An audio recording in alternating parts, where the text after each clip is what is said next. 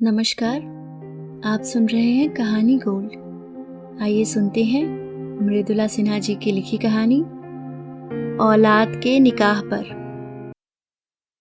साइदा के निकाह के 3 दशक बीते हैं। उसकी 2 बेटियों का भी निकाह हो गया। नाती नातिन वाली है साइदा। पिछले बरस से तीसरी बेटी के निकाह की तैयारी हो रही है। अब तीसरे नंबर की बेटी सकीना ही घर का सारा काम संभालती है। वैसे भी 7 छोटे बड़े सदस्यों के बीच 2000 रुपए की आमदनी वाले घर में काम ही कितना होगा। 2 जून की रोटी बनाना बस। एक साथ सब्जी और दाल बनाना भी त्योहार ही होता है। एमएलए फ्लैट की छत पर टीन की छत और पुराने फटे कपड़ों की दीवारों वाली एक झोपड़ी में झाड़ू पोछा लगाने लायक जगह ही नहीं है। सर्दी, गर्मी और बरसात की तासीर झेल लेते हैं सब सदस्य। ग्राहकों के कपड़े धोते, संभालते, लोहा करते, कभी कभी उनके रंग, छीट और डिजाइन निहारते। अपने घर के सदस्यों के बदन पर न के बराबर कपड़े का एहसास ही नहीं होता। 1 महीने उपरांत ही होने वाले निकाह के बाद सकीना ससुराल चली जाएगी। मैंने पूछा, फिर तो खाना पीना तुम्हें ही बनाना पड़ेगा। अब क्या करूं, वो क्या कहते हैं, बेटे की माई रानी, बुढ़ापे में भरे पानी। पर तुम तो अभी बूढ़ी नहीं हुई हो। शहरों में तुम्हारी उम्र की कई महिलाएं कुंवारी ही मिलती हैं। सकीना यह सुनकर शर्मा जाती है। मैंने पूछा, सकीना का पति उसे कलकत्ता ले जाएगा? नहीं, कभी कभी घुमाने फिराने कलकत्ता ले जाएगा। वह गांव में ही गांव वालों के कपड़े धोएगी। बड़ा गांव है, खाते पीते लोग हैं। एक ही धोबी का घर है। बहुत कपड़े धोने पड़ेंगे। धोबिन की बेटी को न नैहर सुख न ससुरा सुख। पर तुम तो गांव में नहीं रही, तुम्हारा पति शहर ले आया।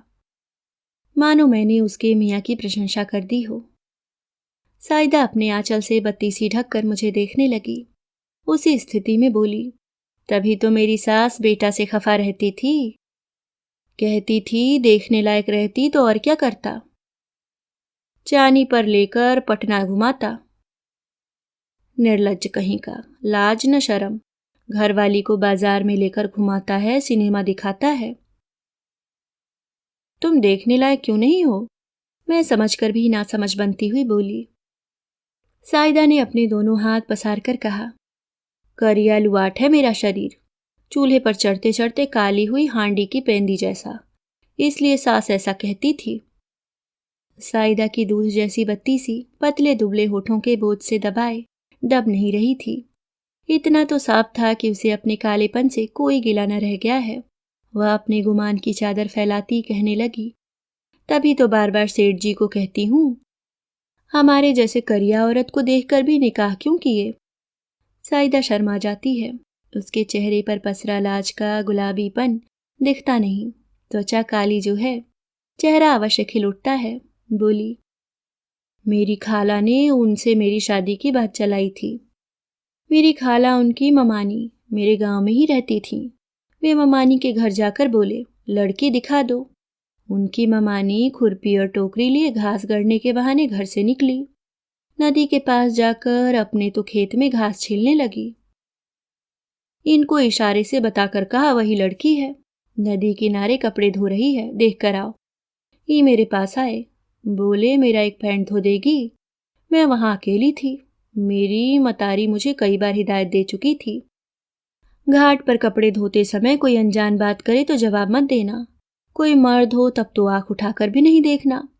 अम्मी की सीख मन पर जमी थी। मैंने आंखें नीचे किए हुए ही कहा, पूरे घाट पर धोबी के कितने पटहे हैं, और किसी के पास नहीं गए, मेरे पास क्यों आए हो? नहीं धोऊंगी पैंट, जाओ किसी और से धुलवा लो। वे वहीं अड़ रहे। मैंने नजर उठाकर उनकी ओर देखा भी नहीं। वे बोले, मुझे तुम ही से धुलवानी है पैंट, तुम ही धो दो ना। मैंने कहा, नहीं धोऊंगी, मेरा क्या कर लोगे? मुझे मारो पीटोगे फिर भी नहीं धोऊंगी। मेरे गधे को चींटी चढ़ा दोगे फिर भी नहीं। मेरे पटहा को मिट्टी में गाड़ दोगे फिर भी नहीं धोऊंगी। मुझे कपड़े धोने दो, मेरा समय खराब नहीं करो। मेरी अम्मी आती होंगी। कपड़े नहीं धुलेंगे तो अपना सिर धुनेगी, ऊपर से तुमसे बात करते देख मेरी धुलाई कर देगी। वे चले गए, किसी दूसरे धोबी के घाट पर नहीं गए। मैं पटहे पर कपड़ा पीटती उन्हें जाते देख रही थी। पीछे मुड़ मुड़ कर वे मुझे देख रहे थे। तब तो पक्का विश्वास हो गया कि कोई बदमाशी था। यह बात तो बाद में पता चली कि वे अपनी माँ से जाकर बोले कि वे मुझसे निकाह करने के लिए राजी थे। उनकी माँ ने तब भी कहा था, निर्लज्ज कहीं का, निकल जा, उससे निकाह करने के लिए किसने कहा? तुम्हें तो उसे देख आने के लिए भेजा था। थोड़ा थमकर फिर बोली, ठीक है, बोल, लड़की कैसी लगी? अच्छी है अम्मी, थोड़ी कड़क है। मेरे कपड़े धोने से एक बार मना कर गई तो अड़ी रही, नहीं तो नहीं। आखिर कपड़े धोने के लिए राजी नहीं हुई। माँ ने पूछा, देखने सुनने में कैसी है रे? मेरी तरह काली कलूटी तो नहीं? बस ठीक ठाक है, नाक नक्श ठीक है, दुबली पतली है। शहर में उसे कोई नुमाइश में नहीं न रखना है। घरवाली रहेगी, रोटी पकाएगी, कपड़े धुलाई और लोहा करने में थोड़ा बहुत मदद करेगी, और क्या। ये हमें पसंद कर लिए, निकाह हो गया। साइदा के मुख पर अपनी उपलब्धि के भाव थे, स्वर में जीत का उल्लास। उसकी वह जीत 3 दशक पुरानी थी, पर टहसास बासी नहीं हुआ था। तब तुम्हारी उम्र क्या थी? मैंने पूछा। उसी जीत के अनुराग भाव में डूबती उतरती बोली, क्या पता क्या उम्र थी, पर छाती भी नहीं उठी थी। अपने सीने से आंचल हटाती वह बोली, छाती तो अब भी उठी नहीं लग रही है, मानो 6 बच्चों ने चूस चूस कर पके आम में गुठली भी नहीं रहने दी हो। मेरी हंसी छूट गई। अपनी सीधी सपाट छाती आंचल से ढकती वह भी मेरे साथ हंसने लगी। दाम्पत्य की सुखद अनुभूति का भरा घट छलकने लगा था। बोली, दीदी एक और बात बताऊं, निकाह के बाद तो मैं अपने गांव में ही रह गई, ससुराल नहीं आई। ये पटना चले आए। हमको निकाह का मतलब समझ में नहीं आया था। मैं सामने रखे नए कपड़े और सामान देखकर हुलस रही थी। मेरी अम्मी, फूफी और खाला जान ने कहा, बोल कबूल है? मैं हंसती हुई 3 बार बोली, कबूल है। और हो गया निकाह। उस दिन मुझे नए कपड़े, कुछ जेवर और भरपेट स्वादिष्ट खाना मिला। मेरी खुशी के लिए इतना क्या कम था? परी तो निकाह के समय सयाने थे। कुछ रुपया पैसा कमाकर गांव गए। अपनी माँ से बोले कि ससुराल जाएंगे। उनकी अम्मी बोली, अरे निर्लज, बिना गौना के बीवी से मिलने जाएगा? गांव जबार के लोग क्या कहेंगे? ये अपनी जिद पर अड़े रहे।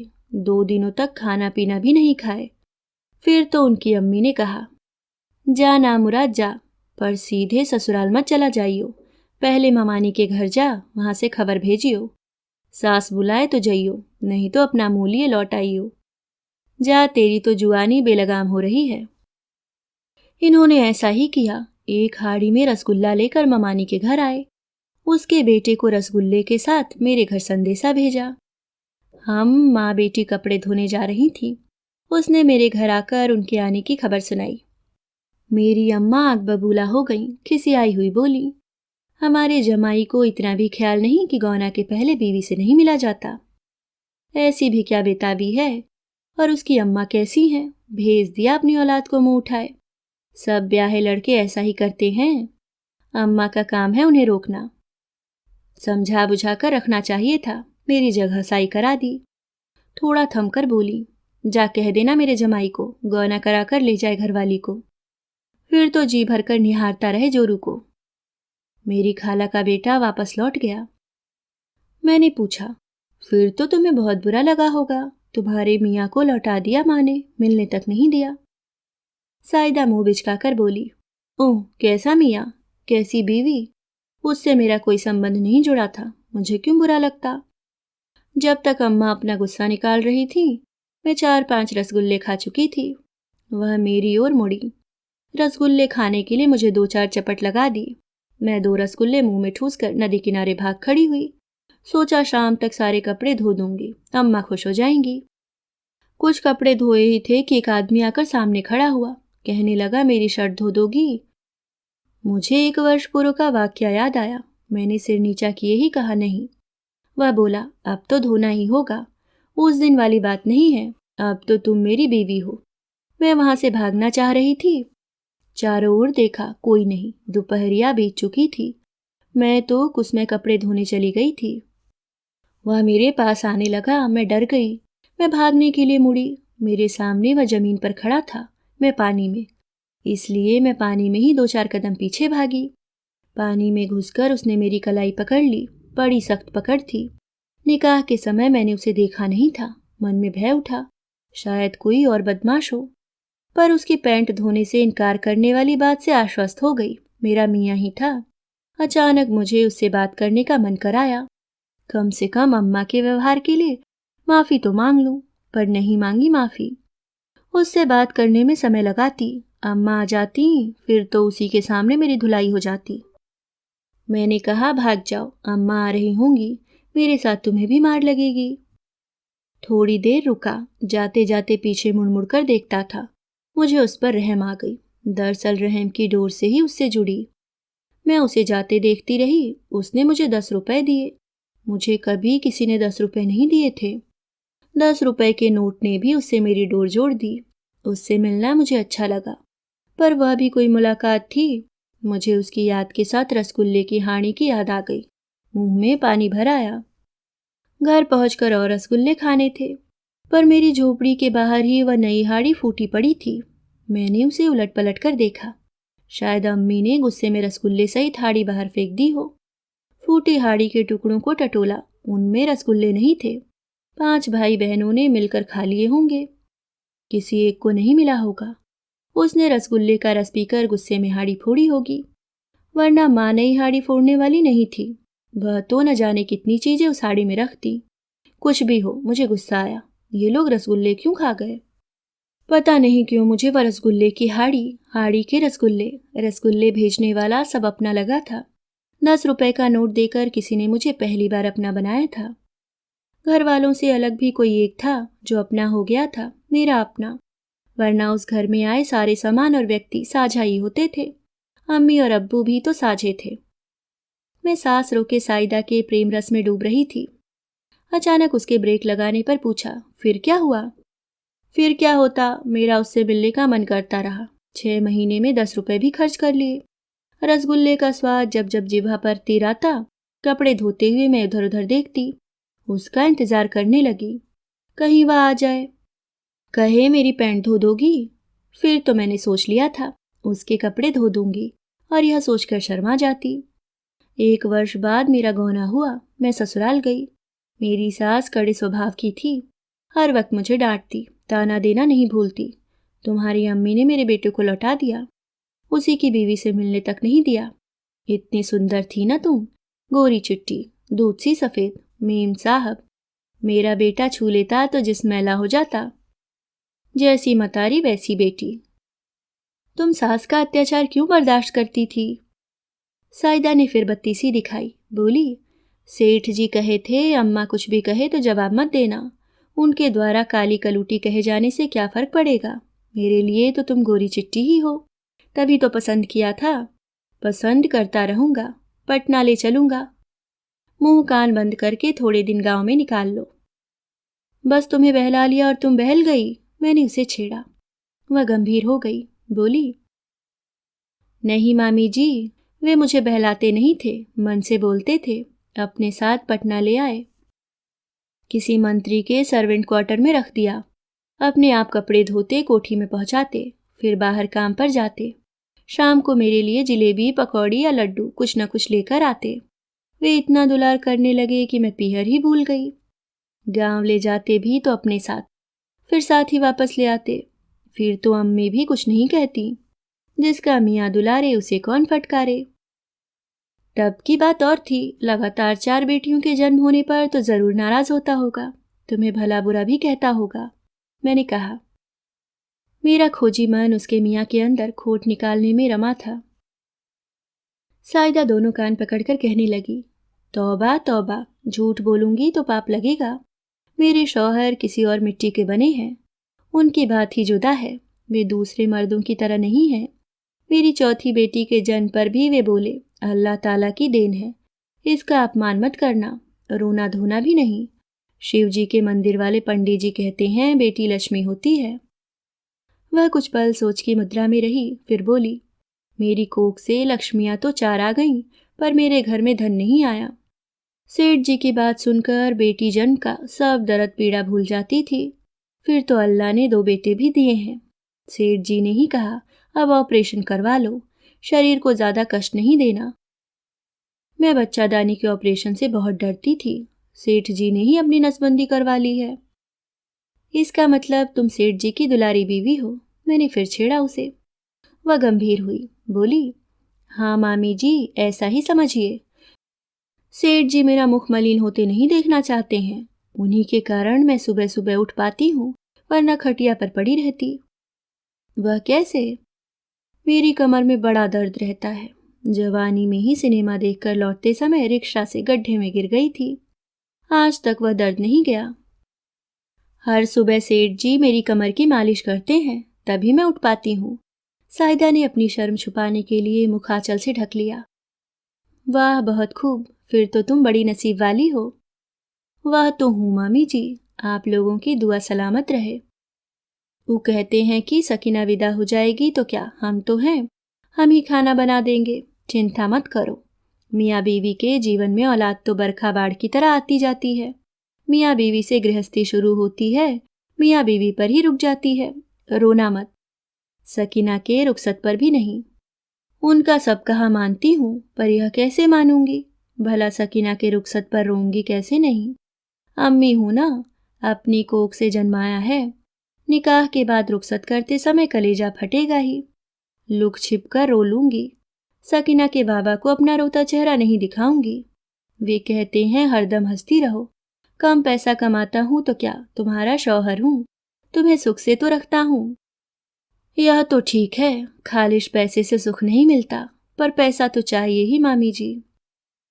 मेरे लिए तो वे खुदा ही हैं। मेरी सास मेरा रंग रूप देखकर इनकी दूसरी शादी करवाना चाहती थी, ये नहीं माने। मेरी 3 बेटियों के जन्म के बाद भी इनकी दूसरी शादी के लिए सास ने एक लड़की देख ली, ये नहीं माने। बोले औरत हो या मर्द, निकाह तो एक बार ही होता है। उस लड़की से मेरी सास ने अपने भाई की तीसरी शादी करवा दी। तब से अपने मामा के घर जाना ही छोड़ दिया इन्होंने। अब ऐसे इंसान के आगे मैं आंसू कैसे बहाऊं? पर सकीना के लिए आंसू तो अभी से बहने लगे हैं। उसकी आंखें भरी ही नहीं, छलक भी गई। मेरी वाली दोनों के भी चारों कोर भर गए। वह अपने आंचल से आंसू पोंछती बोली, उनके आगे छुपा लूंगी अपने आंसू। मामी जी, मेरे मियाँ है ना खुदा जैसे, खुदा के बंदे। एक अच्छा इंसान है ना मामी जी। आप बोलती क्यों नहीं, क्या सोचने लगी? मेरी तंद्रा भंग हुई। मेरी आंखों में आंसू देखकर साइदा बोली, आप क्यों रोई? सकीना के लिए?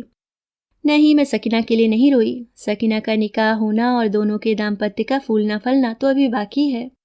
ईश्वर करे तुम्हारे मियाँ जैसा ही उसका मियाँ हो। मेरी आंखों के ये आंसू खुशी के आंसू हैं। सोचती हूँ सभी साइदाओं के नसीब तुम्हारी तरह ही होते, सबको ऐसे ही शौहर मिलते। बड़ी भाग्यशालिनी हो साइदा तुम, तुम्हारा सुहाग बना रहे। मेरे मुख से आशीष रिसने लगे।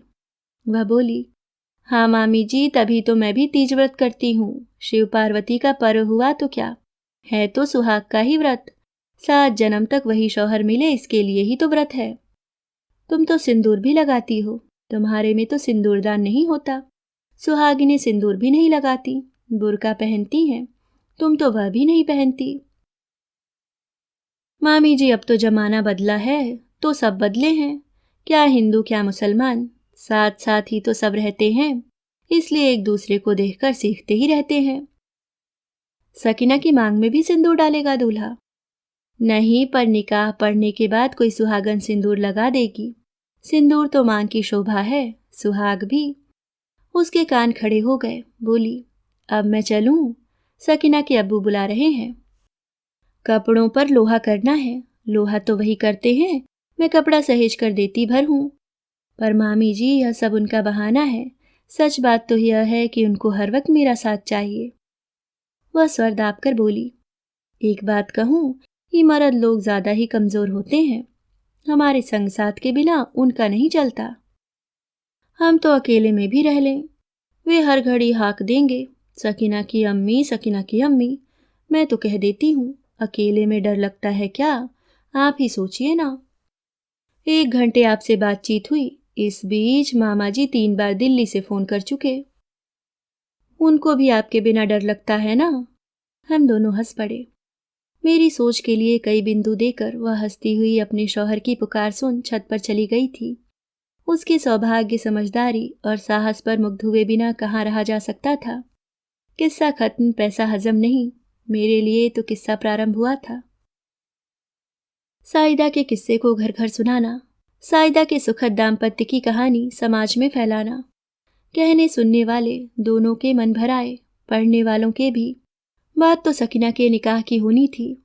साइदा के वैवाहिक जीवन के पड़ाव इतने मनभावन थे कि तब से वहीं अटकी हूँ। जब से उन पड़ावों पर साइदा ने मिलवाया, हर दंपत्ति को अपनी औलाद की शादी पर अपना निकाह स्मरण हो आता है। साइदा जैसा दाम्पत्य हो तो दुआएं रिश्ती हैं, मेरे जैसा ही तेरा भी सुहाग हो। अभी आप सुन रहे थे मृदुला सिन्हा जी की लिखी कहानी औलाद के निकाह पर।